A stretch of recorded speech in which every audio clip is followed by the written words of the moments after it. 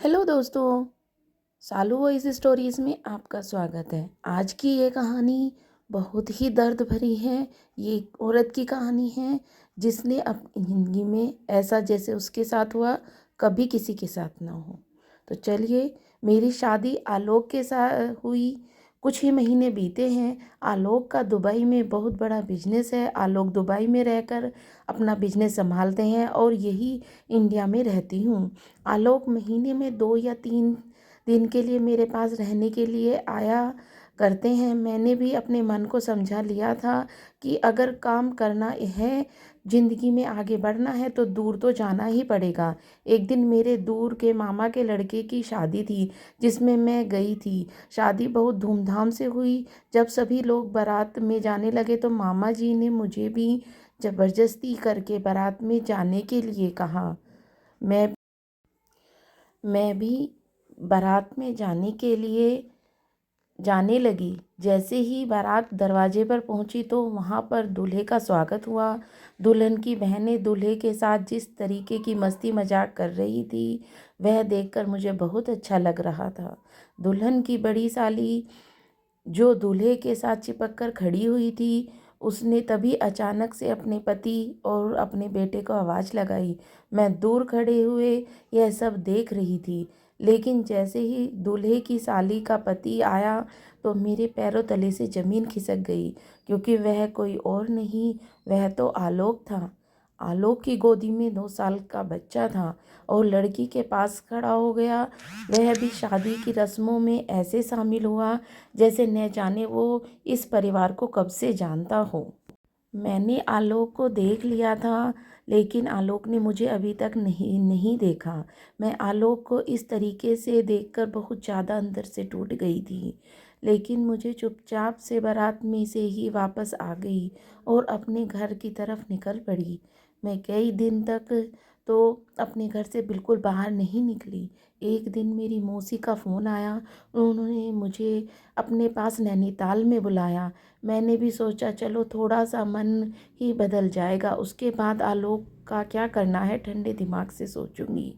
2 दिन बाद मैं अपने कपड़े लेकर तैयार करके नैनीताल के लिए निकल पड़ी। नैनीताल की वादियों में वहाँ घूमते घूमते मुझे बहुत अच्छा लग रहा था।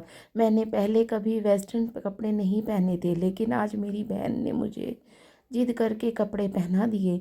मैं भी पहली बार जीन्स पहनकर अपने आप में बहुत खुश महसूस कर रही थी, लेकिन रह रहकर मेरे दिमाग में आलोक का दिया हुआ धोखा आ रहा था। फिर भी मैंने उन सब बातों को भूलकर अपने दिमाग को थोड़ा ठीक किया और अपनी बहन के साथ नैनीताल की वादियों में खो गई। हम दोनों एक साथ घूम रहे थे, तभी देखा कि एक बच्चा अपनी और उसकी माँ दोनों साथ खेल रहे हैं। मैं उन दोनों को देखकर दूर खड़ी बहुत बस देखती रही। मुझे उन दोनों को देखकर बहुत अच्छा लग रहा था। तभी अचानक से उस बच्चे के अपने पापा की आवाज़ लगाई। मैं यह नज़ारा देखकर बहुत खुश हो रही थी, लेकिन तभी मैंने देखा कि उस बच्चे के पापा कोई और नहीं, वह भी आलोक ही था। आलोक उस बच्चे को बुलाने पर जल्दी जल्दी भागता हुआ उस बच्चे के पास गया और उसने बच्चे को बड़े ही प्यार से गोदी में उठा लिया और फिर वे तीनों एक साथ खुशी खुशी निकल पड़े। मैं आलोक का यह रूप देखकर एकदम से घबरा गई। मुझे ऐसा लग रहा था जैसे मेरी दुनिया ही उजड़ गई हो। मैं एक जगह बैठकर सब बस रोई जा रही थी। मुझे नहीं पता था कि मेरे साथ अब आगे क्या होगा। मुझे इतनी बुरी हालत में रोता हुआ देखकर मेरी बहन घबराते हुए मेरे पास आई और उसने मुझसे मेरी इस हालत के बारे में पूछा, लेकिन काफ़ी देर तक तो मैंने कुछ नहीं कहा। बाद में मैंने अपनी बहन से सारी बात बता दी। मेरी बहन ने भी अपने जीजा की ये हरकत सुनकर बहुत ज़्यादा बुरा लगा।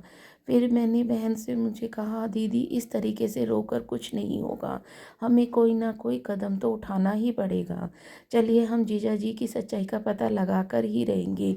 फिर मैं अपनी बहन जल्दी से मुझे लेकर उस उन तीनों लोगों के पीछे पीछे चल पड़ी। वह तीनों लोग आपस में मस्ती मजाक करते हुए जा रहे थे।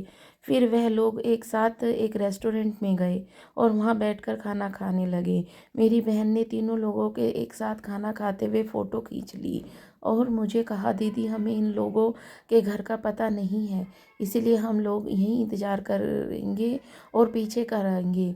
और लोग खाना खाकर वापस अपने घर गए। काफ़ी दूर आगे जाने के बाद आलोक उस लड़की और बच्चे के साथ एक घर के अंदर गया। थोड़ी देर बाद मैं भी अपनी बहन के साथ अपने घर वापस आ गई। अगले दिन हम लोग तैयार होकर उस घर की तरफ गए। मेरी बहन ने मुझे घर से कुछ दूर पर खड़े रहने के लिए कहा। घर के अंदर सिर्फ मेरी बहन ही गई। उस समय घर आलोक पर नहीं था, इसीलिए मेरी बहन ने उस लड़की से बात करनी शुरू की। उस लड़की ने आलोक के बारे में बताया। जितना मुझे मालूम था उसने भी कहा कि उतना ही उसे भी पता था कि दुबई में वो काम करते हैं। उन 3-4 दिनों में वह हमारे साथ ही मस्ती करते हैं और फिर वापस चले जाते हैं। मेरी बहन ने उस लड़की से बात करने के बाद फ़ोन नंबर ले लिया और फिर वहाँ से मेरे पास आ गई। फिर हम लोग अपने दूर के मामा की लड़की के पास गए और वहाँ से आलोक की पहली पत्नी का पता मालूम कर लिया। जब हम लोग उसी पते पर गए तो वहाँ पर भी उस समय भी आलोक नहीं था और उस लड़की ने भी हमसे यही कहा कि मेरे पति दुबई में बिजनेस करते हैं, वह महीने में 3-4 दिन के लिए हमारे साथ रहने के लिए आते हैं। मेरी बहन को भी बस यही पता था और साथ ही उस लड़की का फ़ोन नंबर भी लिया। उसके बाद हम लोग एक बार फिर से आलोक का पीछा करने लगे। इस बार तो मैं देखकर बिल्कुल ही रह गई कि आलोक इस बार दूसरे शहर में जा रहा है। आलोक हर दिन 4 दिन एक नए शहर में, नए घर में और नए परिवार के साथ रहने जाता। फिर वह काम कब करता? आलोक का पीछा करते करते हम एक बार फिर से एक नए परिवार से मिले। वहाँ पर भी आलोक ने एक लड़की को देखते ही अपने गले से लगा ले लेता और फिर दोनों अंदर चले जाते। मेरी बहन ने आलोक और उसकी लड़की का फ़ोटो खींच ली। आलोक वहाँ से जाने के बाद घर आया। उस लड़की ने हमें यही कहा कि पति दुबई में काम करता है और महीने में 3-4 दिन के लिए पास आता है। आलोक की हरकत देखकर मेरा पहले दिल टूटा था, वहीं अब मुझे गुस्से में लाल हो रही थी। मैं जल्दी से अपने घर पहुंची क्योंकि आलोक के वापस आने का समय हो रहा था। मुझे घर पर गए हुए 2 दिन ही हुए थे कि आलोक वापस आ गया। आलोक ने मुझे देखते ही ऐसे बर्ताव किया जैसे वह सच में दुबई से ही आ रहा हो। मैंने हैरानी के साथ आलोक से कहा, आलोक दुबई में तुम्हारा काम कैसा चल रहा है? आलोक ने कहा, मेरा काम तो बहुत अच्छा चल रहा है, लेकिन तुम मुझसे ऐसे क्यों पूछ रही हो?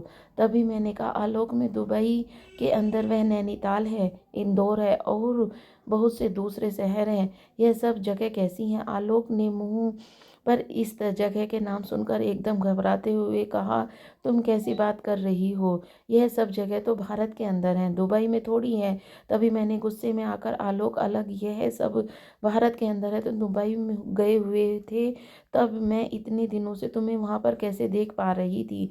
तभी बहन ने आलोक को बाकी पत्नी साथ में खींची हुई फ़ोटो दिखा दी। आलोक उन सब फ़ोटो को देखकर बिल्कुल हैरान रह गए। हम लोग बात कर ही रहे थे कि इतने में आलोक की बाकी पत्नियां भी घर के अंदर आ गई।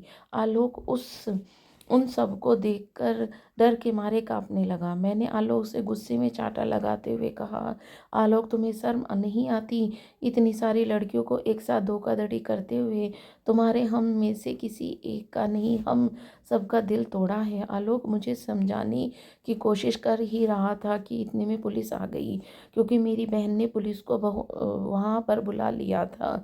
फिर मैंने पुलिस को सारे सबूत देते हुए आलोक को गिरफ्तार कराया। फिर आलोक सब कुछ सच सच बता दिया। आलोक ने बताया कि दुबई में काम नहीं करता है, वह तो ऐसे ही अमीर घरों की लड़कियों को पटाता है ताकि एक समय आने पर वह उनकी सारी जायदाद अपने नाम करवा ले। फिर जैसे ही जायदाद आलोक के नाम हो जाती है वहाँ से भाग जाता है। आलोक एक साथ 4 से 5 लड़कियों को धोखा देता है। मुझे आलोक की बात सुनकर बहुत तेज गुस्सा आ रहा था, लेकिन आलोक की बाकी पत्नियां तो पूरी तरीके से रोने लगी क्योंकि उनके पास तो बच्चे भी थे। अब उन बच्चों को लेकर कहाँ जाएंगी? आलोक को पुलिस पकड़कर चली गई। आलोक ने हम लोगों को जो धोखा दिया है उसकी भरपाई तो कोई नहीं कर सकता। अब हम लोगों में अकेले ही ज़िंदगी काटनी पड़ेगी, लेकिन ज़िंदगी में आलोक जैसे लोगों से बचकर रहना चाहिए। दोस्तों, आपको ये कहानी कैसी लगी? कमेंट बॉक्स में ज़रूर बताइएगा। और हमारी ऐसी ही कहानी सुनने के लिए हमारे चैनल को लाइक एंड सब्सक्राइब करने के ज़रूर कीजिए।